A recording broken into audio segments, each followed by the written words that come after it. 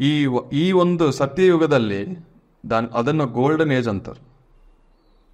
Golden age.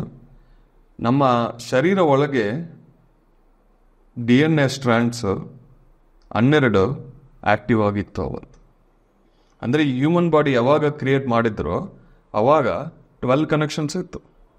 12 ಸ್ಟ್ಯಾಂಡ್ಸ್ನು active ಆಗಿತ್ತು. ಅಂದರೆ ಏನು ಅಂದರೆ ಪ್ರತಿಯೊಬ್ಬರಿಗೆ ಸ್ಪಿರಿಚುವಲ್ ಅವೇರ್ನೆಸ್ ಇತ್ತು.